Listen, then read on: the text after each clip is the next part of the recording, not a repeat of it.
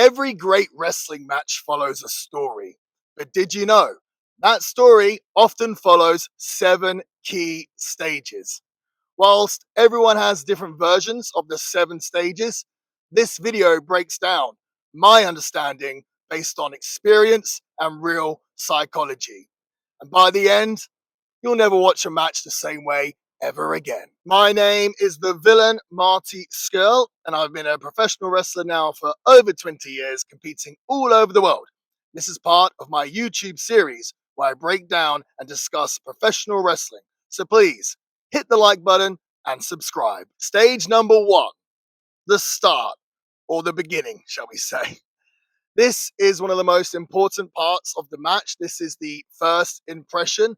And the start of the match, this is when you're going to want to establish the characters, the tone, the story. Okay. I'm actually going to include entrance for this first stage because, as soon as you walk through the curtain, as soon as the audience sees you, the match has started. In fact, as soon as your music hits, and if you're lucky enough to have an entrance video, that's when the match starts. This is the start of the story that you're about to tell. In these opening moments, we want to establish who the heel is and who the babyface is. Maybe you're doing a face versus face match, so we also need to establish that as well, okay? You've got to remember, a lot of the times, these people may have never seen you. Even if it's an audience where you feel like, you're pretty over and everyone knows you, we always have to come out assuming that nobody knows who we are. So instantly, when we come through the curtain, when we begin the match, we need to start laying the foundations down for the story that we're going to tell. We need to show the people what our personalities are. We need to give them an insight to what this match may look like. Maybe the story is a big guy versus a small guy. Maybe the story is a veteran who's got lots of experience wrestling a rookie. There's a million different stories that you can tell in a wrestling match. There isn't just like one formula for a story. But in this opening few minutes, this is when you want to set the story and the tone. Me personally, I'm a pro wrestling traditionalist, so I like to start a match with a good lockup. It's the most basic wrestling hold there is. It's probably the first ever wrestling hold, whatever you want to call it, the collar and elbow tie up, a referee's hold. I think I've heard it being called before, but this is a perfect move, I think, to establish both wrestlers and to establish that this is, in fact, a competition. Okay. And a good, solid lockup can go a really long way. I always say this, right? If you have a good, intense, aggressive lockup, you can start to make the people believe, okay? From the start of the match, your job is to make the people believe and to suspend their disbelief. So if you're doing a really sloppy or lazy lockup, instantly the first impression is, these guys aren't very good. But if you start with a really good, solid lockup, the people go, oh, wow, they're actually, wrestling each other. This is pretty intense.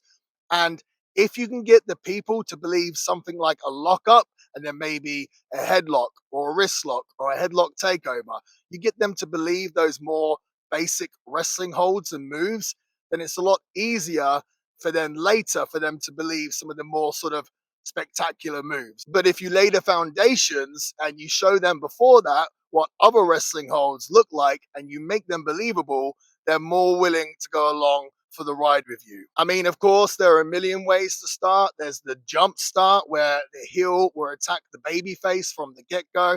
There's so many ways to start a match. But yeah, the start of the match, this is your first impression. It's very important that your first impression is believability, okay?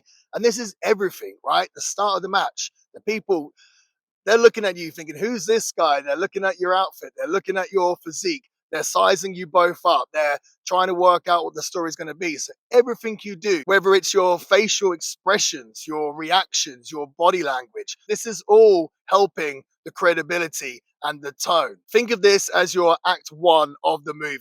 You're building your world. Think of any movie from the get-go. They have to establish the characters, okay? Before they can tell the story, they need to establish the characters, they need to establish their motives and everything else before they can get into the story. Stage number 2, the babyface shine, or just simply shine. Now, This is the part of the match where you're going to establish the baby face. You're going to show them a taste of what you can do. You don't want to give them too much, but you also want to show them that you're skillful or that you have confidence or heart or fire, whatever it is. This is to get the baby face over. If you think of the match like a 7-course meal, the shine is like the appetizer.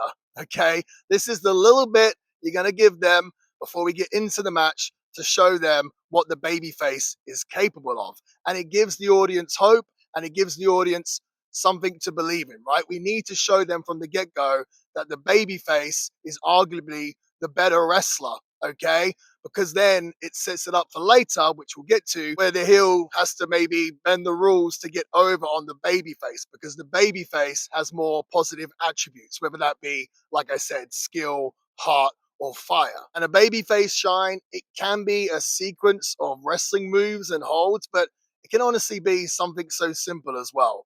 Some examples of a babyface shine, maybe you've seen the international, as we call it in the wrestling world, which is a headlock, shoot off, tackle, hit the ropes, drop down, leapfrog, hip toss. And then maybe you add on arm drag, drop kick, clothesline over the ropes. That's a big babyface shine, okay? But there's loads of ways of doing it. I remember years ago, being in a tag match with X-Pac, Sean Waltman, and I love this so much.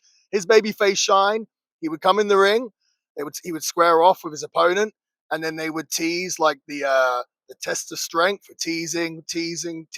Crowd's getting into it. And then all of a sudden, he would just drop, boom, and give him the suck it, right? And I'm pretty sure then he would tag out. He'd be like, that's my shine, right? So a shine doesn't necessarily have to be a whole sequence of wrestling moves. It can really be anything that puts the babyface in a positive light. Number 3, the cutoff. Now, this is where the heel will cut off the babyface's momentum. This is the shift in the match where the heel takes control and changes the story's tone. When you've peaked in the babyface shine, when you've got the crowd as much as you think you're going to get them, boom, okay, now's the perfect time to take it right away from them. They thought this was going to be an easy match for the babyface. The babyface is all over the heel, and then boom, the heel cuts the babyface off. The audience is going to feel that emotional crash, okay? And how you cut them off? Well, again, there's millions of ways for a heel or anyone to cut off their opponent or babyface. Me personally, I always like it and think it works best when a heel bends the rules and maybe cheats to cut off the babyface because it's a very simple story that people can understand. You're telling that story that if this was a fair fight, then the babyface would win. But the heel, he's going to cheat, and now he's got the advantage. And now it's like you're questioning who's going to win now because he's cheating. And I feel like the audience and everyone can relate to that, right? We've all played board games before, maybe where your brother or sister has cheated and they ended up winning, and it's really frustrating. And that's it. That's the heat. That's the emotion that we're trying to get out of the audience. Stage number 4, the heat. The heat is about control, character, and emotion. Every stomp, every choke, every taunt should make the crowd despise the heel, but also sympathize with the babyface. Remember, in this heat, we're not just trying to get heat on the heel, we're also trying to get sympathy on the babyface. This is the moment where the heel will dominate the babyface. It will put doubt in the audience. Can our hero, can he do it? Can he come back from this? I'm going to use a sports analogy from football or soccer, as I like to call it. Think about when there's a game and you really want your team to win. I mean, obviously, you always want your team to win, but your team is 1-0 down, okay? And in your head, you're like, my team is the better team. They should be winning. And it's going to make you get behind your team even more. It's going to make you louder. You're going to scream. You're going to chant. And that's the exact type of reaction that we're trying to get from the audience during our heat. I like to look at a wrestling match as a emotional roller coaster, okay? And this is the point of the match typically where you're going to slow it down because you've come up here with the babyface shine. You've hopefully done a strong cutoff that really left an impression on the audience. And now, boom, the heel is going to get all over the babyface, right? He's going to give the babyface reason to sell, and now he's going to slow it down. Okay, think about a movie. Every movie follows kind of a similar formula, and this is the part in the middle of the movie where either the hero is getting his ass kicked, maybe he's down on his luck, maybe he's had his heart broken. You're laying these foundations for the babyface to come back from something. Okay, if the match is just all the babyface beating up the heel, then he's really not accomplished anything. He's not come back from anything. Okay, so this part of the match, we really want to put that doubt in the audience mind, and we really want them to get behind the babyface. And it's really important for the babyface to sell his ass off. Okay, he needs to sell with his body, with his face, with his emotions. He really needs to make the audience feel his pain. I've spoken on this show before about some of the best sellers of all time. Look at someone like Ricky Morton. I mean, that's in a tag match. It's a little different to this, but he would get his ass kicked during the heat, okay? And he would be selling all over the ring. And you'd see people in the audience crying because they love their hero so much. And now they're seeing him in distress and they just want nothing more for him to be able to turn things around and come back. And this all leads into stage number 5, the hope spot. Now, me personally, I'm not a big fan of the term hope spot because I don't like the idea of doing a spot necessarily during the heat. I like to look at it as giving the audience some hope and fighting from underneath, okay?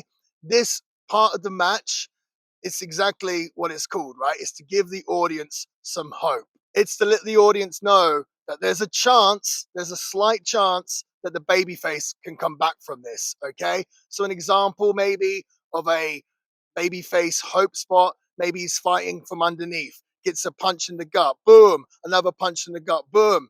Maybe the heel pushes him off the ropes, he ducks his head, the babyface comes over with a sunset flip, 1, 2, kicks out, oh, the crowd thought he might have snuck a victory, and as he feeds up, boom, clothesline from the heel, okay? You're giving the audience a reason not to give up hope on the babyface. Again, going back to my football/soccer analogy, this is like when your team is down and then they get a shot on target, but they don't score. It gives you that hope. It's like, okay, they're not down and out. There is a chance. Come on, just do that again, but do it better, and we'll get behind you. And they're going to get behind you during these hope spots, okay? But then, boom, because we're on that emotional roller coaster, the heel, boom, he's going to cut him off once again. Stage number 6, the comeback. The babyface finally fights back. This is the emotional payoff to the whole match, okay?